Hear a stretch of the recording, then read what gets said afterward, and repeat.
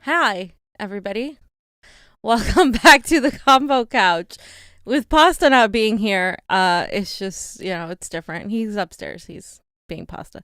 Yeah, I wanted to have a little session with you guys because I feel like I haven't done one of these in a while. And I just felt compelled today. I've actually been feeling compelled for a long time, but we've been so busy that we haven't been able to do as many. And, we were actually earlier today, we were in LA, like East LA area, closer to the east, between here and downtown LA. And we had somebody be evicted. They were getting evicted from their house, a woman named Nancy. And we interviewed her, and then we also interviewed the lawyer on her behalf. We also interviewed the landlord, and we have all of that coming tomorrow. We also have Shama Sawant coming in tomorrow, so you guys can tune into that. It is also, I have to wish a very, very happy birthday. It's still on the West Coast time, to my friend Steve Poikinen. It's his birthday. I think he's turning 38. And so I wanted to wish Steve a very, very happy birthday. Steve, you are younger than Pasta. It's okay. You're not that old. And we love you very much. And you are fam. And we thank you for bringing your friend Sequoia around. And Steve, myself, Pasta, and the Convo Couch crew, as well as some members of Action for Assange, as well as Ali, who has been on Hard Lens's show Chicago Corner, and who's also on Slow News Day, and several others are organizing a protest in front of CNN for the 2-year anniversary of the Julian Assange extradition, which it's on April 11th. That's when it marks the 2-year anniversary. And so we're going to be doing that. We're going to be doing the Fuck Censorship protest in coalition with that as well, because mainstream media continues to lie and use propaganda to pretty much throw us down in the algorithm, screw us all over, and to continues to peddle conspiracy theories and lie, right? And so we're doing that. And we are also having a panel the day before where you guys can, if you're activists or organizers, you can come in for any issue that you have and ask questions or learn about Julian Assange. And we can talk about how the fight for freedom of speech and press freedoms and for Julian Assange is directly connected to every single issue you can think of, whether it's imperialism, Medicare for all, housing, student loan debt, everything that you can possibly think of, right? So really the title of this video is that we live in a fascist state. Now, initially, when I started saying that, people would say, holy crap, you're being an alarmist. This isn't a fascist state. You're lying. The thing is, people have this idea that fascism is this right-wing ideology only, that it's going to come in the form of a guy in a Klan suit or a Proud Boy or, just that, right? And I'm not minimizing that doesn't exist, but the way it's been portrayed and exaggerated in the media, as we have talked about in the last few shows, is actually has a purpose. And the purpose is to get us distracted, to pay attention to a red herring, right? Because while those people exist, their power is limited. Their numbers are limited. They don't have this power. The power really of the fascist state that we live in resides in the CIA, the national security state, the military industrial complex, and the politicians that play PR to those organizations. They are the front, the Kamala Harris's, the Joe Bidens, and now the AOCs of the world. And so recently we have come into this point where there is a gigantic divide now, because it started, right, the great unmasking. All of that started with Jimmy Dore's force the vote in terms of the progressive contingent that still had some hope in AOC. A lot of us were already done with Bernie Sanders. A lot of us had already moved on. But with AOC, still a lot of people were trying to defend her as if she is going to somehow be this socialist that the left and organizations like DSA helped her portray herself as. And that sort of showed a lot of people that no politician is going to save us, right? And I think more people realize that, because a year ago when I was criticizing AOC, I got a ton more hate than now. Now it's like, okay, people are like, how can you not say anything about the border crisis, right? How can you not say a thing about it when you were calling Donald Trump the Mad King for bombing Syria, when you were calling Donald Trump a sexist, a racist, a xenophobe for not for keeping these kids in cages? She hasn't said a word about Syria. She recently released some statements in an interview about the kids in cages, and not just kids, but people in general in cages, and said that it was disturbing. However, I have yet to see any action from her regarding that, because I am so fucking done, and I think a lot of us are, with tweets from politicians. How does it make you feel? How would it make you feel if you had your $15,000 student loan debt forgiven? Can you please share, Fiorella, how that would make you feel? Like, I'm sick and tired of that shit, because they keep putting the little carrot down, and yet they don't do anything about it. So fuck the politicians that keep tweeting about it and doing nothing, or giving interviews of how just upset they are that this is all happening, and then absolutely have zero follow through or zero action in anything that happens.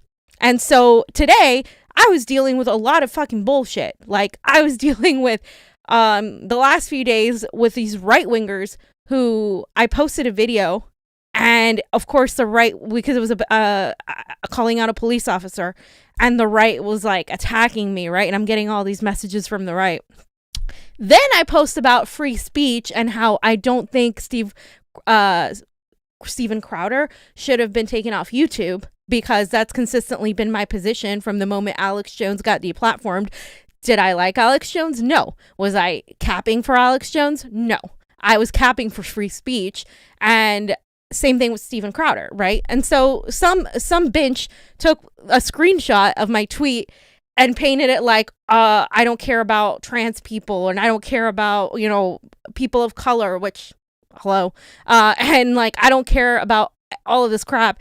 And so they were like, oh, well, free speech has a limit. Hate speech is not protected. It's like, no, dude, hate speech is protected. Unfortunately, you have like the right to say whatever it is you want. That's why people like Vaush can say all these literal lies. People like MSNBC can say literal lies. People on CNN can say literal lies, and like, they get away with it because that's supposed to be the thing. It's supposed to be free speech. The problem is they have turned these people into these militant authoritarians who think they're Antifa and socialists, but they're really authoritarian because they only want people of their ideology to have a platform. And of course, that would be so easy to think that that's the solution to anything, that people who have their ideology that you agree with, oh, yay, great, yeah, that's great. Only people who say nice things, nobody who says mean things. Everybody that agrees with me is fine. If it's a right winger talking about whatever it is they talk about, I don't know, hating on immigrants or saying something stupid, yeah, they should be taken down because that's vile and it's hate speech. Well, no, that's not how it works, because what always happens is it comes back against everybody, including the left, especially the left, including any voices of dissent that go against the state narrative, the status quo. I'm gonna drink. And so it's really alarming to me just how Democrats and like democratic reformists and even a lot of the Bernie progressive movement has been manipulated into being these little authoritarians in one election cycle. Like, they went from, ooh, revolution and yeah, eat the rich and all this crap to, yeah, well, you know, these fascists, like, we gotta get the FBI on them. We gotta call the police on them. Yeah, CIA, good job. Great job. Thank you very much. And like, they have literally become very, very right-wing, ironically, in this ideology, because the Democratic Party back in the day was supposed to be, and especially the media, were very much like, no, free speech is protected no matter what. The ACLU allowed Nazis to have their day. And I used to think differently. Like, I literally used to think, no, like, if you say something that is, you know, the N-word or something really racist, you shouldn't be allowed to say that, right? And as I got older and I got more educated on things, I was like, wait a minute. You're right. It is a slippery slope, because the moment we start censoring that speech, somebody could turn around tomorrow and say that talking about war is not allowed. And that's pretty much what's happened. That's why Julian Assange is in jail right now, in prison, in dire conditions, because he exposed something that he wasn't supposed to expose. Because journalism is actually printing what everybody else doesn't want you to print, and everything else is public relations. And George Orwell said that very clearly. And a lot of people need to go back and read 1984, because that's where we're headed. And I keep imagining a society where it's authoritarian, intersectional, bisexual, like all these types of people. Yeah, we're all diverse, but if you're going to continue putting authoritarian people in charge, it doesn't matter what color they are. It doesn't matter what gender they consider themselves or who they prefer to be with sexually. And so while I'm extremely supportive of every issue that fights for the rights of marginalized people, I'm simultaneously aware that that is being extensively just mined. It's being extensively exploited and weaponized in order to pass this fascist legislation. Since the Biden administration took power, we have seen nothing but a fascistic takeover of an emergence, a marriage of government with big tech. 100% absolutely. Since Biden took over, it's been so much worse. And I know Biden received millions and millions of more dollars in donations. I think it was 16 million than Donald Trump. And so when you look at that, you have to like look at things in a logical way, because somebody might take my words and say, oh, she's anti this and anti that. And that's what they do, because they take little snippets of your words, and they're doing it to Glenn Greenwald too. You take little snippets of people's words, and then you make it sound like they're racist or they're anti-trans or something like that, which is ridiculous. It's absolutely ridiculous, because what you're doing is you're pushing people away from actually working towards understanding the real issues. It's the same thing with the Me Too movement, where now somebody says something and everybody is like, believes it automatically with zero, okay, well, what about this and that? No, you can't question it. And as a woman and who has been assaulted, like, I'm telling you, it's a real serious issue. But when you make light of it, and when you accuse everybody of something, and when there's no evidence, then all of a sudden, like, people start dismissing it. And unfortunately, that hurts actual victims. It's the same thing with every other issue we have. And so when Joe Biden took over, they tried to paint it as, oh, Joe Biden is cutting poverty in half, that Joe Biden is going to be different. He's going to be really good for immigrants. He's going to stop the separation of families at the border. He's going to undo the vile things that Donald Trump did, even though Donald Trump was continuing the policies of Barack Obama. And it's been anything but that, right? In addition to the fact that Joe Biden backed off of every single thing that he ran on, and every single thing that we told people, a lot of you who watch the show, told people, I'm not voting for Joe Biden because he's going to be the same thing. He told us nothing will fundamentally fucking change. He said it. And so when now it's like, we said it on the show, we're waiting for our apology letters from a lot of these people, but we're not going to get them. And that's irrelevant.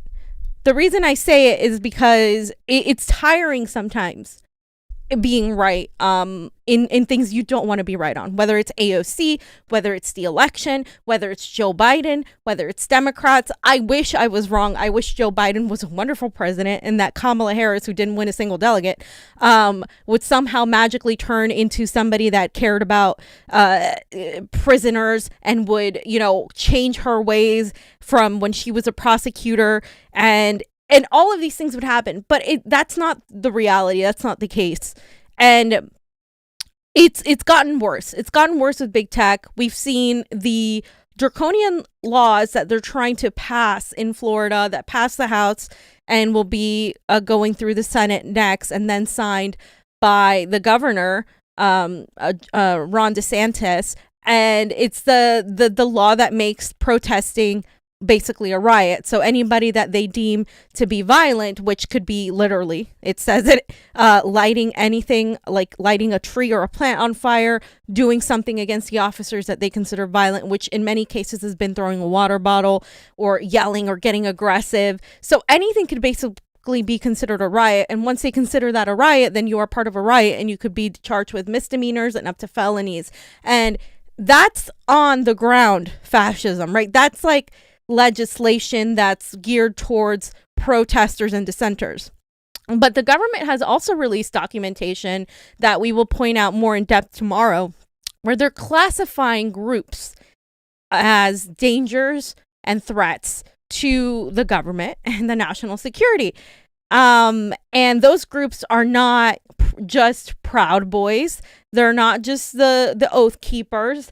They're Boogaloo Boys, they're Antifa, they're anarchist groups, any other militia that they're considering these totally like crazy, you know, terrorist groups, that they're equating them to Al-Qaeda is what the news is consistently doing. I've heard it on CNN, on MSNBC, and on NPR, consistently comparing the people from the January 6th riot to these actual non-moderate rebels, these actual fundamentalist groups, right? And so when you see that happening along with what Joe Biden is attempting to do, the Biden administration is attempting to allow complete warrantless search and a takeover of people's guns. Way to get the right to be freaked out about this, where he's allowing people to, well, they want people, the Biden administration wants people to be the police, to be able to go in people's houses and search their houses, get their weapons and take them, and do all this without a warrant, right?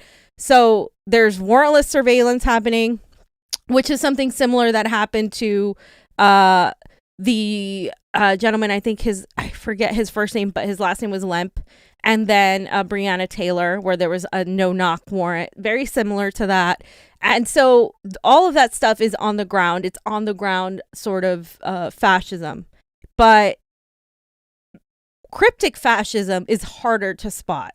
Cryptic fascism is when for instance, we take footage from January 6th, we get demonetized, we don't make anything from either the ad revenue, which they don't really advertise or monetize most of our videos anyway, but people can't super chat us anymore, and so that makes a dent into the coverage we're able to do, because it costs money to travel places and cover things and the equipment and all of that. And then at the same time, mainstream media steals our video footage, erases our watermark, puts it as their own, and makes ad money off of it. And I'm talking about commercials. I'm talking about like CNN playing it in a main show and having commercials play, making so much money because they have that bandwidth and the propaganda. And then we don't, like, we are treated like we are conspiracy media, when we are giving them the footage. And like we said before, our footage is being used in an indictment in the case to figure out how Officer Brian Sicknick died. And if you guys go to a Washington Post article, I think we've shown it several times, you'll see like an image of our video that the FBI took without our consent. Usually the FBI calls people, right? And you can be like, no, sorry, I don't want you using my shit. But it's the FBI. They can get away with a lot of things. They did not contact us. They contacted other people we know, but they did not contact us. And they're using this to say that these two guys were the ones who were culpable because they heard them say, ooh, get the bear mace.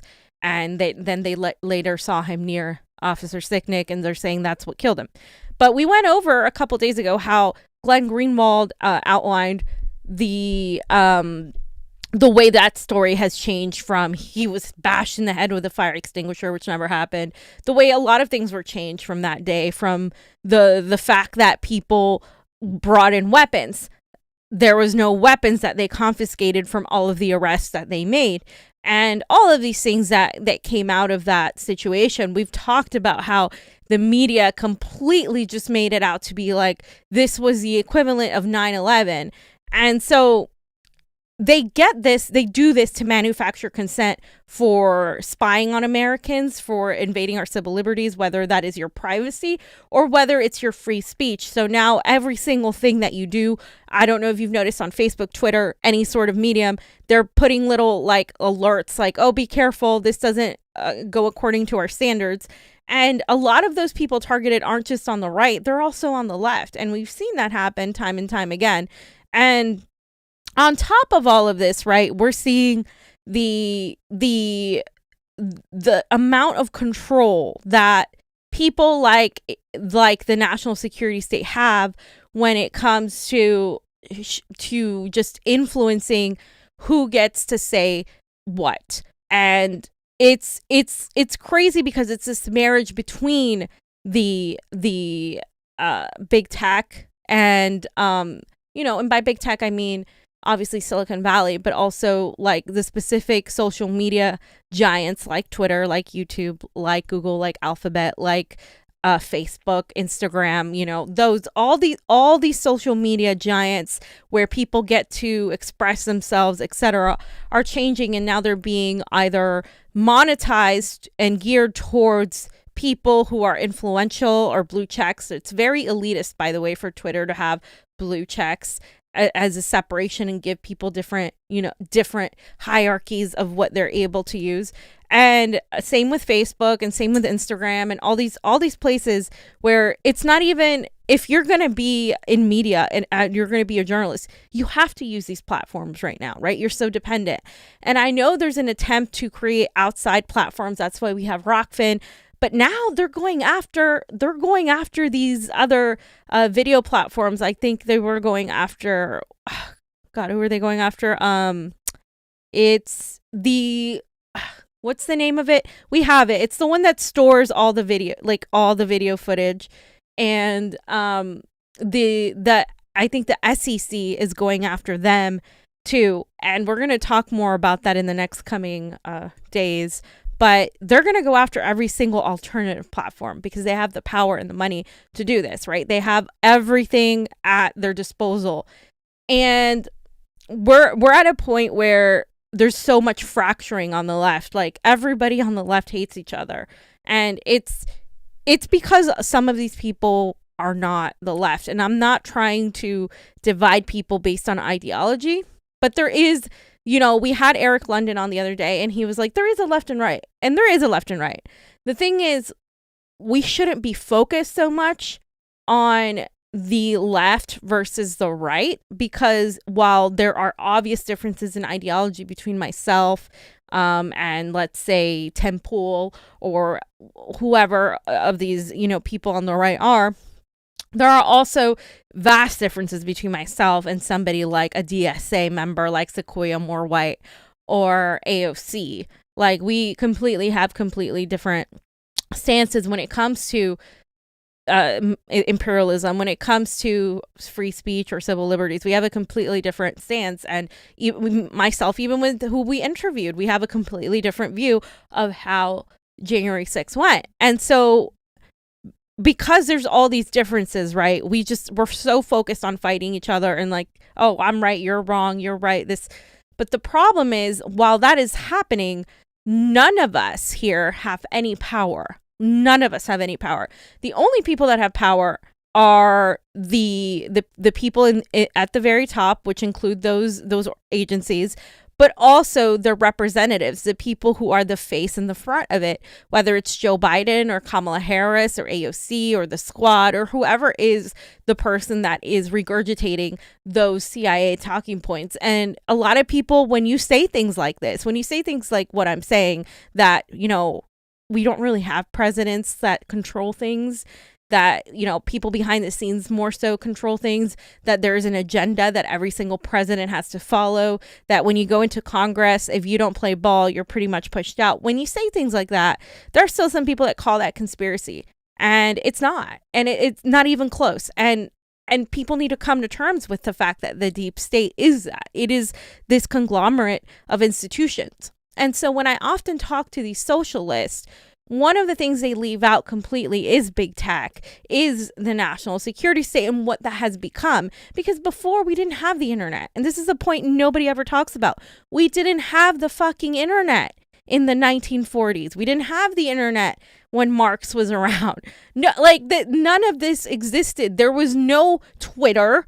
There was no Facebook. There was no YouTube. None of this. Google did not exist. So in an era where if you're trying to fight against capitalism and against the capitalist state, which inevitably, of course, would help destroy imperialism, because imperialism is the extraction of resources and etc., and maintaining an empire, then you have to come to terms with the fact that it's not going to look like the same thing that it looked like when it was in the 1940s. It's just not, because we have the internet, and the internet has become another sector of either it's corporations that are in bed with government, right? So when people come to me and they say, well, Twitter's a private company, they can push anybody out. Well, YouTube is a private company, they can push anybody out. They're not just a little private company. They have become the public square. And in becoming the public square, they have acted as both an author and a publisher. And when they have both powers, then they are pretty much the god that decides who lives and who does not live in the world of the internet. And so you can crush somebody's business, somebody's whatever, by removing them from social media. That is a fascist tool that a lot of people don't understand when I say that, like why I say that. I'm not saying it to be alarmist. I'm saying it because it's the truth. Everything lives and breathes on the internet now, and it's going to only increase further in that direction. It's not going to go the other direction. And so when you have this idea that only capitalism, the defeat of capitalism can come from fighting fascists on the ground, you're completely ignoring the other sector, which is that these fascists on the ground, or these right-wingers, or these Antifa, or whoever your enemy is on the ground, they are pretty much as powerless as you are. And the more you focus on fighting these people, the more these people at the top are laughing and saying, holy shit, this is hilarious. Watch them go. Look, they're going at each other. They're not paying attention to us. Everything moves as it should. They continue making their money. They continue putting in their public relations, specialists in the presidency, in Congress, in positions of power, who are just going to do what they say.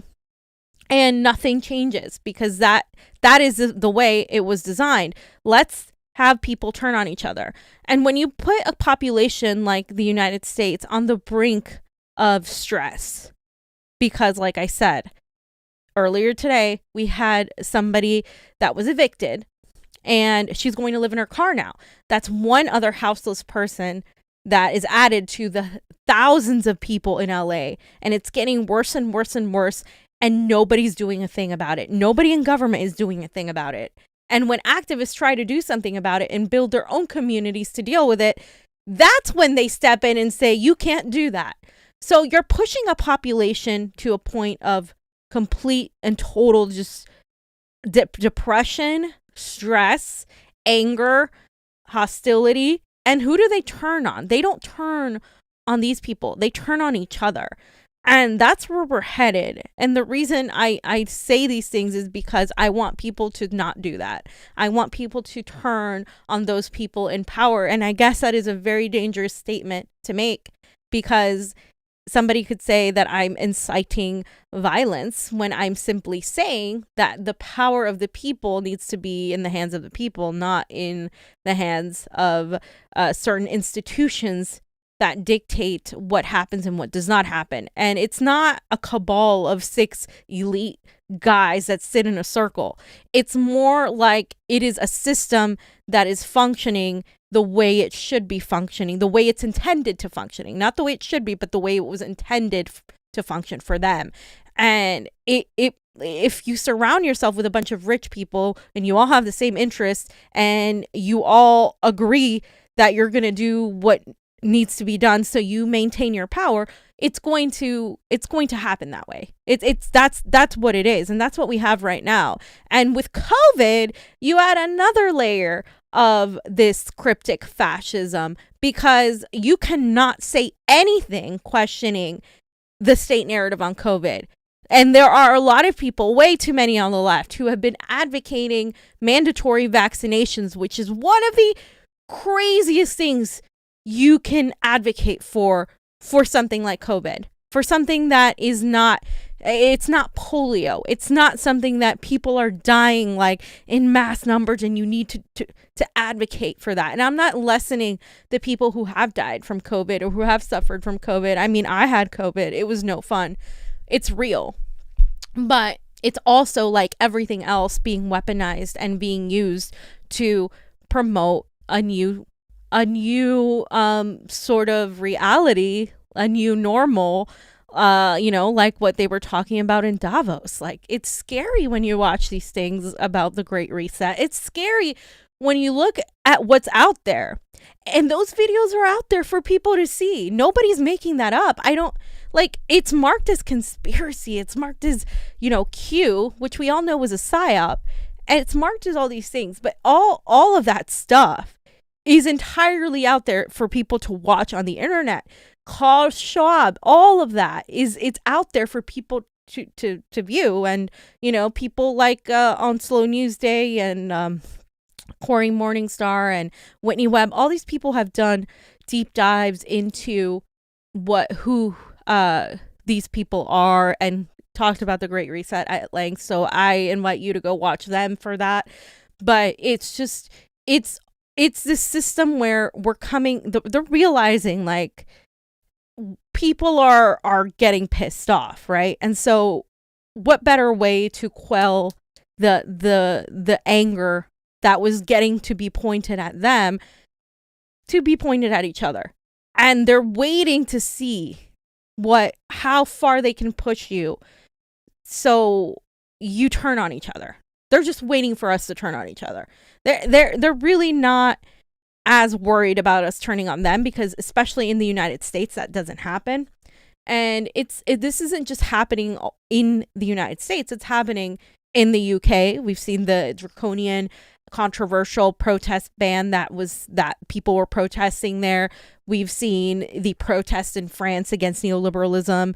We've seen just massive anti-lockdown protests throughout Europe. All of that is happening for a reason, because things don't happen in isolated incidents, not in the grand scheme of the world. I'm a very big picture thinker, and when you look at things from a global perspective, you see that there is vast income inequality and vast just empires are losing their grip on what they used to have.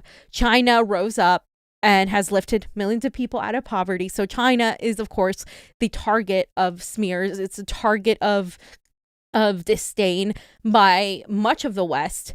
And their allies in Russia, Iran, are obviously the same. They're targets. The West does not want them to wield any power. The West does not want them to grow any more than they have to. And so we and our allies in Israel and Saudi Arabia do what we need to do in the Middle East to push this sort of agenda that the Syrians and Bashar al-Assad are spreading all this hate, and they're crazy terrorists, and Assad is a brutal dictator, so there needs to be humanitarian intervention, and we're going to work with everybody who isn't Assad, who's not in charge of Syria, to say, push this sort of agenda that his people aren't with him, right? Because they have an election coming up this month. And as soon as we do that, then that's a coup, and then that goes in our direction. And that's what's happening. There is a power, there's a battle of power going on right now between the West and the East. But at the same time, the China, for instance, doesn't have bases all over the world. China doesn't have, this tendency to go and overthrow regimes all over the world. And yet people wonder why Asian people are attacked here in America when both parties, whether it was Donald Trump's rhetoric, whether it was Joe Biden's rhetoric when they were both running for president during the debates, where they both talked about China in the most negative fashion as if they were our enemy, then people wonder why there's actions against Asians and attacks against Asian people when we have been told to hate China. And, there's no separation to a lot of Americans who don't know much about the world. China represents every Asian country when it shouldn't be, but that's what it does. And a lot of the South Pacific represents these commies, and so there's this idea that we have to hate these people. And with Russia on the liberals, that's what they represent. And so what's happening is the working class of the world is stuck just sitting down and being unable to function and live because the imperialism is out of control. The imperialism that we live under in the West is out of control. This is why we have more people who are homeless here than in other countries. If you go to South America, if you go to Cuba, you do not see homeless people. You just don't. They have a different system in certain countries in South America, like Venezuela. People get housing. In more capitalist countries is where you see more of poverty. And in Cuba, where it's a completely, it's a limited, they don't have all the things we have, all the options, let's say, that we have, but there's no homeless people. So I don't think anybody's saying that we need to be Cuba, but what people are saying is there needs to stop. The sense of vilifying these countries as if they have to be our mortal enemies needs to stop.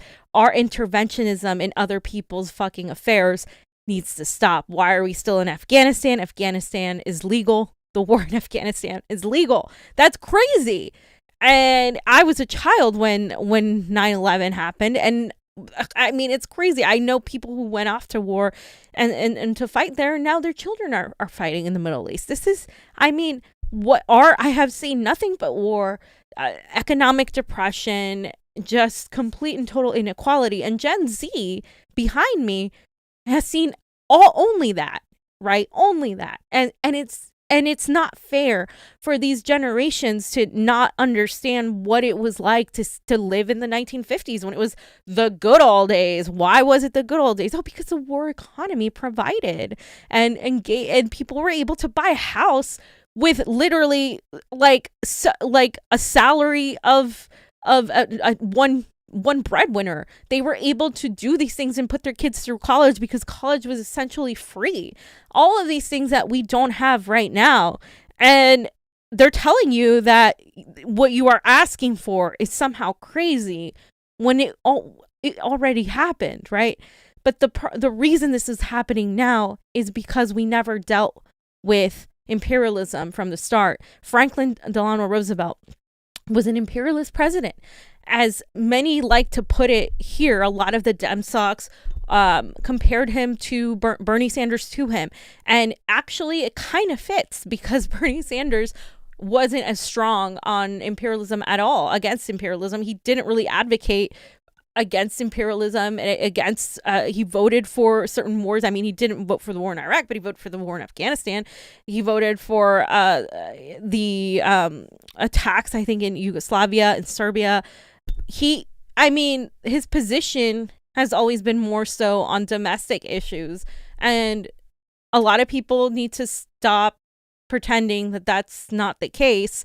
And if we don't do that, if we don't come to a reality, this is the way we've always been, then we're not going to know that we really, in order for us to not be this way, the whole thing has to change, right? The whole thing has to come unraveling. And I have a very hard time thinking that we're going to get out of this in any peaceful way. I don't see how that's going to happen, guys. I really, really fucking don't, because they're not going to give you power. They're like, especially when we have idiots who are AOC simps and sycophants to any of the squad who don't hold them accountable. We still have people that think that you can reform the gangster Democratic Party, when you still have people that don't care about foreign policy, that don't know about foreign policy, or people that are too busy working their ass off or trying to not get kicked out of their house to watch independent media or to know anything about imperialism or Julian Assange or any of these things. Like, how is that going to be a transition of power? Further, when the empire is imposing violence on you, when they're arresting journalists, when they're censoring people, when they're letting people be kicked out of their houses, when they're arresting homeless people for not wanting to leave an area where they try to build a community, when they're arresting any sort of dissent against the establishment, when they're trying to stop and suppress independent voices of truth, when they're doing all of these things that they're doing, how do you respond to that in a way that's non-violent for so long? You can only do that for so long, because to them, your opposition, your mere existence is violence. Your mere outcry against what they're doing is violence. You're saying, when you're protesting something, you're saying that the law isn't fair, that the systems in power have failed. So how can that not be violent to them? They could call it violent tomorrow. That's what's happening. And say, oh, nope, you're all a bunch of anarchists, crazy, militia types, and you're all going to take over. So you all need to be taken by the FBI and jailed. That's where we're headed to next. And the way they're going to do that is through the internet, is through turning some people who should be all on the same side against each other. And that's the state we're living in.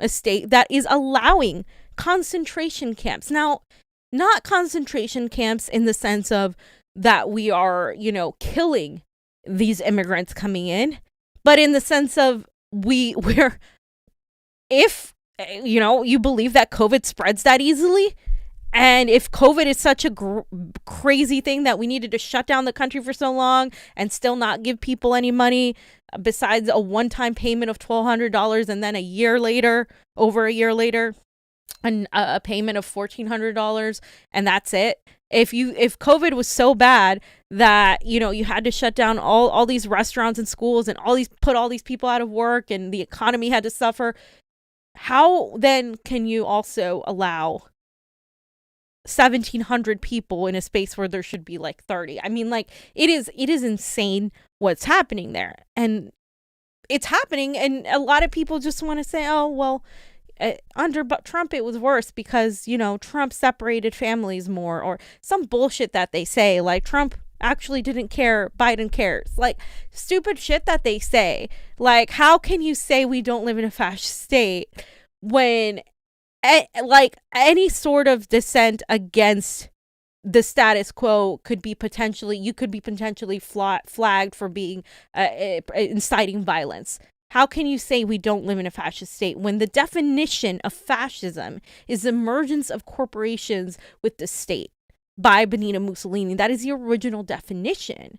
And a lot of these people, like the Vouches of the world, and even some of these socialists, want to say that, no, the Republican Party is the only fascist party.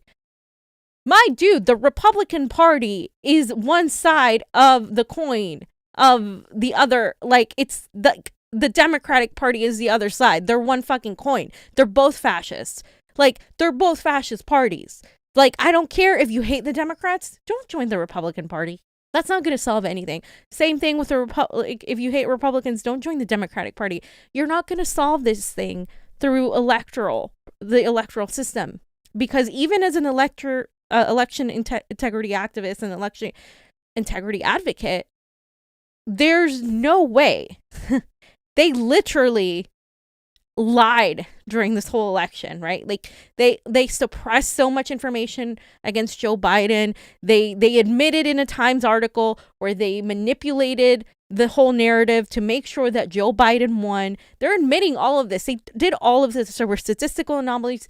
You can say that I'm lying. You can say all these things. We've studied this extensively. You can look back at our videos. You can look back at the primary. You can look back at the history of elections. If our vote doesn't go to the person we want, then no, you can't vote your way out of this. And if you can't vote your way to change something, then how else do you change it? Well, then the only thing you have is to demand this. And when we did the Assange protest, there was only 12 Rokfiners there. These same people don't do anything but go on Twitter and take screenshots of people and make fun of them, right? Of the vast majority of people don't do anything. They're scared to go out there. They're still scared of COVID. They're scared of whatever it is. They're scared of losing their jobs, and that's understandable. Whatever it is, right? Americans are stuck because we do not know how to organize. Where the anti-war movement does not exist. It should be completely out there right now with what Anthony Blinken has said about Bolivia, with what he said about Syria, with what he said about Yemen, with what he said about Russia and China. Like, all of these things and all of these actions, the anti-war movement should be out on the streets right now. The moment we bombed Syria, there should have been mass protests.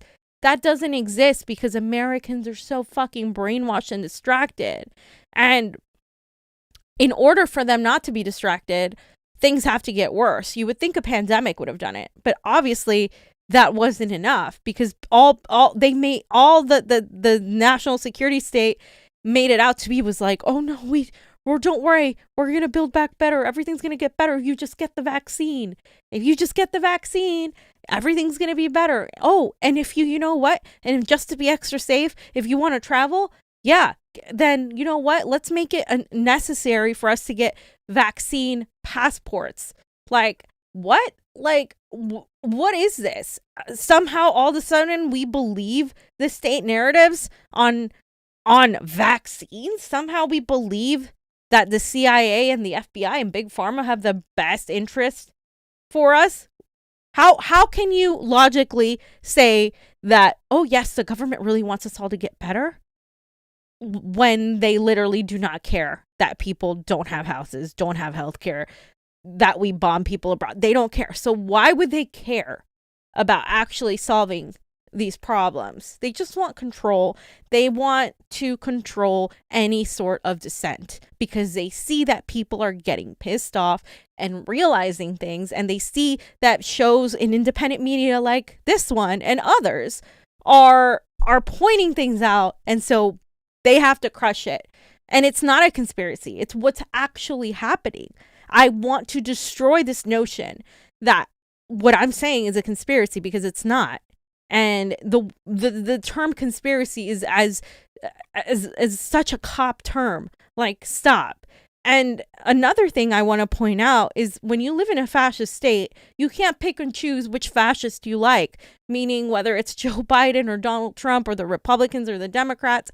It's all tainted, or whether it's the police, because I can't tell you how many right-wingers love when I criticize people in the national security state or Joe Biden and Democrats for infringing upon their civil liberties when it comes to guns, because I'm all for the Second Amendment, or when it comes to free speech, when I defend Steve Crowder's right to free speech, not Steve Crowder or what he says, but his right to say it.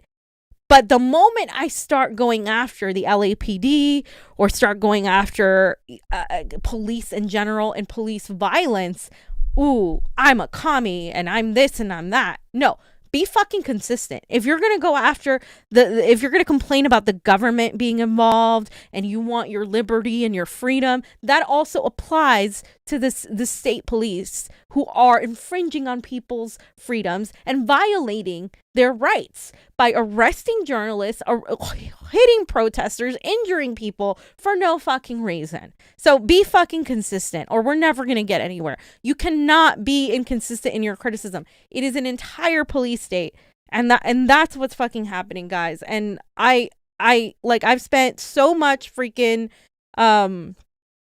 just time just dealing with a bunch of idiots online, and it's crazy. And especially because we're so busy all the time and we do so much work to put this out, and what I've been seeing is people just waste so much time going after people that they really should be on the same side. We should really all be on the side of, we need to take down these institutions of power. We need to demand power back from these institutions, however that manifests. And then I get all these messages of people asking me to do a general strike. Fiorella, when are we going to do a general strike? When are we going to start a general strike movement or the yellow vest movement or all these things that the left loves to talk about? But when it comes time to attend a protest, they don't do it. I'm going to call people out because I don't care if it's my protest. Go to a protest, make a protest, create a protest, organize. That's what needs to happen. That's what we're doing. That's why we're doing it. This is the 5th protest. I believe it'll be the 5th protest that we are attending or doing or participating in. Because we covered a few during we covered the Force of Vote all 2 of the 3 days. We covered the Assange Action for Assange protest. We also did the fuck censorship protest most recently, and then the other Assange protest that just happened on St. Patrick's Day, Clovers for Assange. And now we're doing this protest, and I am inviting the activist community in LA because here's the thing. The activist community in LA is great when it comes to social justice, when it comes to police brutality, when it comes to housing, advocacy, all these things. When it comes to things like free speech, Julian Assange, they either don't know about it or very few people are supportive. They'll hear something about Julian. There's a rumor that he was a rapist, which was entirely, debunked and thrown out. But things like that. And they're like, well, we can't support that guy. Oh, he was a Russian asset.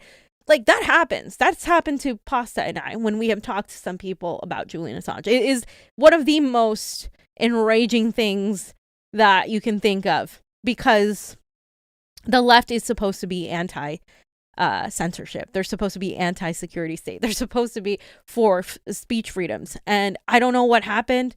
Well, I do know what happened, but it's like, it's bad. It's bad. And so what we're trying to do is to make people understand that in order to get any issue that we want, right?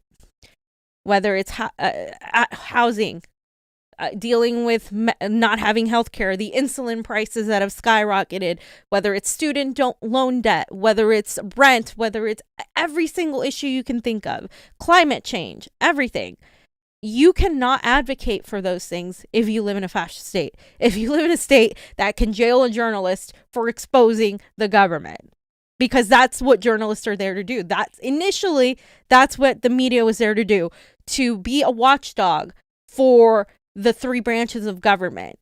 But instead, the media has turned into a 4th arm, the 4th estate of the government that hasn't watched them at all, that's been complicit in their propaganda, in their narrative. So if we have the mainstream media brainwashing people and continuing to lead them to believe that they need to vote for Joe Biden or the next idiot that they run, or Trump or whoever is the next idiot that they run. They're never gonna realize what's actually happening, and we're never going to get the things we want. Who else is talking about? Is CNN out there talking about Medicare for all and talking about starting protests and talking about how, there's so much income inequality and this is how we fix it? Or is CNN interviewing people that are getting evicted and actually saying, hey, this is how you help these people? Is CNN going and getting the footage of January 6th? No, they're stealing it from us. Like, if Julian Assange goes down, I go down. Everybody goes down. Everybody that does truth-telling media. Jimmy Dore, like, he's not a journalist, but he is a truth teller. He's somebody in media that it's going to go after everybody. The Caitlin Johnstones of the world, the Glenn Greenwalds, the Gray Zone, all of these people that are being marked as Russian assets, as Assadis, as Putin puppets, all of us who are doing this work are going to completely disappear. And the people who are doing work that nobody talks about, like Slow News Day and Facts on the Ground, all these people that cover stories that nobody talks about. I mean, Robbie Yeager has been literally just going on and on about the pipeline in North Carolina, and nobody, except the independent media, has touched it. Why is MSNBC not picking up this story? Why is The Intercept not talking about this story? Yeah, I'm gonna go there. The Intercept is tainted. It's been tainted for a long time. Why is The Nation not going on about these issues? Why aren't they talking about what's happening in Syria? Why is Vanessa Beeley one of the only voices? Why does Press TV, where Richard Medhurst is at, get completely taken off Facebook?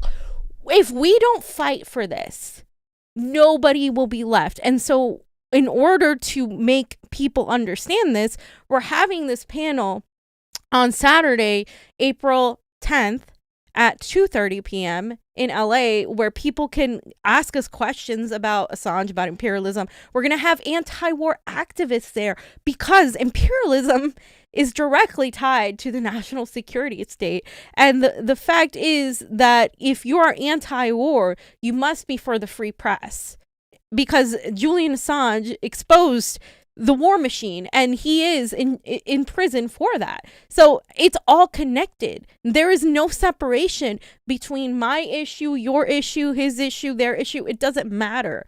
And people need to start understanding that, because if we fractionalize and divide ourselves between, oh, I'm just a BLM person, oh, I'm just a Boogaloo boy, or I'm just this and that, or I'm just an Assange activist, we're never going to be able to build what needs to be built for a general strike. A general strike just doesn't happen overnight, when you don't wake up one day and say, hey, let's just have a general strike. There has to be organization. There has to be a decentralized mechanism to make sure power doesn't center into one faction, because as you saw with what we talked about with BLM National, the organization, DSA, Brand New Congress, all these organizations that have a very centralized power structure, they don't work because the greed and the power gets to people, and they eventually just lose sight of what they were trying to do. We need to emulate what Fred Hampton had. Fred Hampton and the Rainbow Coalition, and how people came together from different organizations, different points of views, people wearing Confederate flags, people who were poor, people who were black, brown, yellow, white, Asian, all these people coming together and fighting for what needs to be fought for, which is first and foremost the ability to speak, the ability to be heard, the ability to not be marked as a communist, crazy Russian, as a Assadist, as a tool of Putin, whatever it is. That is the fight we're in right now. So if people want to complain about the situation and complain about us, who all they ever talk about is Assange and blah blah blah, and they're such tankies because they think China is great. No, do something about it. Start your own protest. I don't care. Do it. But do something, because it has to happen on the ground. There has to be direct action. And with social media, we can use that to our advantage. We can use that to build connections with people across the state. I know that day on April 11th, there are actions for Assange all over the world. There's actions in England. There's actions in Denver. There's actions in Seattle and DC and here and many other places that I'm not listing, that I forget, because there's so many of them. There's actions all over the world happening. That's what needs to happen, but on a massive scale. And the only way to do that is by starting communication and starting interaction with people who are, people who may not know about each other, who may not be aware about each other. Let me put it to you one way. The Echo Park situation that happened recently that Johnny, Pasta, and I covered, and Johnny and Glory, went in there one day, and I was on the other side, and they wouldn't let me in. The police wouldn't let me in. They let in mainstream media. They made up this thing saying that my pass wasn't real. It is. It's a real pass. It has an LLC number. It has everything it needs to have. Which, by the way, the police shouldn't be arbiters of who is and who isn't press. 1, 2, anybody could be a citizen journalist that takes out a phone, has the right to film. But that is in the Constitution. But I digress. So they refused to allow me to go in there, right? Then later on that night, I hear one of the last 2 people that were at the campground at Echo Park, and they were saying how the media, the mainstream media, has been spinning their story, has been calling them drug addicts, has been calling them dirty. This is a common trope to use on unhoused people, right? And has been saying that they were just awful and dangerous. And I'm thinking to myself, well, yeah, there you go. Like, if I'm not treated fairly as somebody that's press, if I can't go in there and document the truth, if more of us can't go in there and document the truth, CNN isn't going to do it, MSNBC isn't going to do it. And this is exactly why I fight for press freedoms, because if I can't document that, guess what? You're not going to see people getting evicted. You're not going to see the police smashing journalists and protesters with their batons. You're not going to see them dragging out homeless people. You're not going to see the abuses that go on. And that is exactly how it's related. You're not going to see that insulin has skyrocketed so people can't afford to buy it, and they have to choose whether they buy it for their kid or whether they pay whatever other bill they have to pay.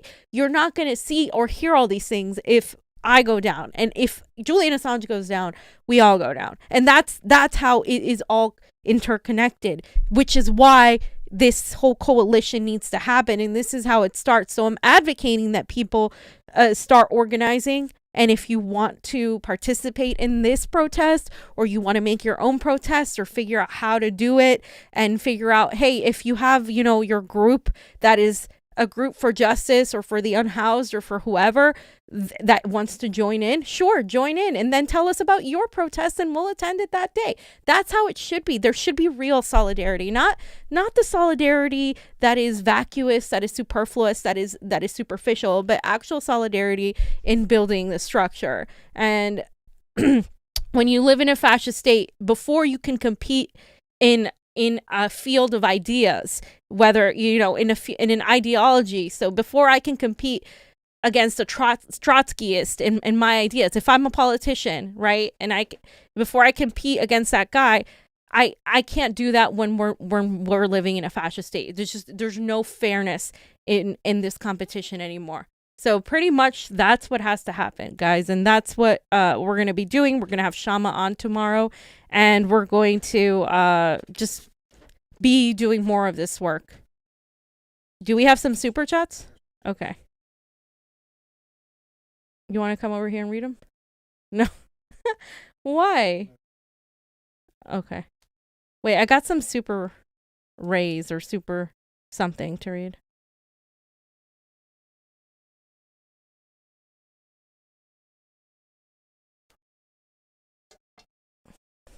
Okay, so Giancarlo Valenzuela, Segura. Thank you for the super Ray. Oh, it's a super Ray. Oh, you have all of them here? Oh, okay, cool. A Maris, thank you very much for the super Ray. She says, it's so disturbing to watch the divide grow with the vaccine narrative. My own family, who is Blue MAGA, now cites my critical thinking skills about safety as I'm too far gone and unwelcome to future events. Until I get it, we're done. America is a failed experiment because of those too scared to see. I agree, Amers. I mean, look, my family's gonna get vaccinated. I'm not getting the vaccine. I don't think it's necessary. If you want to get it, get it. I mean, I'm not going to tell you what to do. I personally am choosing not to get it. The vast majority of the independent media left, has swallowed that narrative, and that's fine if they want to. I'm questioning the whole thing. I'll just say that I've questioned the whole thing. I just don't trust the way we've been lied to throughout this last year and a half. The way it's been like ridiculous, the way we have been lied to. The fact that people can't even question or put articles that question the state narrative on COVID is really scary to me, and that shows that there's something to hide. So at the very least, that in itself. Giancarlo Valenzuela, thank you again. The what? Yeah, the qualified immunity. David Asper, thank you for the super Ray. There will always be people who whine when it's time for real action. The U.S. needs more Second Amendment liberals. Yeah, I mean, I don't care what you call it. I mean, like, I the same way I was with free speech, I used to be more for gun control. In the last few years, that's completely changed. And not like I was like, oh, take away people's guns. I was still for it, but I was still like more and more control, like no AR-15s. Now I'm like, no, hell yeah, y'all gotta protect yourselves, because if the fucking police, the military, all these people have guns, yeah, like you should have the working class, the people who are oppressed should not be free of weapons. Take that however you want. Joshua Darby, thank you for the Rokfin contribution. Let me buy you a drink, friend. Joshua, that's wonderful. Well, if you're in LA, Joshua. Aram, thank you for the generous Super Ray contribution. The last thing I wanted to do is tell you how great you are and how important your work has been. You're not always right, but clearly still searching, open-minded, and on the right path. You are so, so, so good. That you have found your voice is a sight to behold. Pasta and Johnny are good too. Huh. See, he didn't leave you out, fam. Stay strong and keep the faith. Keep your faith. Thank you guys so much for the super rays. Those are the super rays, right? All of them? Okay, great. So guys, we will be back in, tomorrow at noon 30. Well, we'll start at noon. We'll be at noon 30 for, with Shama, who will be talking about the attempt to remove her from city council. We are going to talk about, the situation that we have, about the Democratic Party, about socialism, about a lot of things. So we'll have that, and we'll be talking about what happened with the woman who was evicted, and the situation that's happening in LA, and whatever else we'll talk about. So thank you guys for watching. As always, Convo out. See you tomorrow.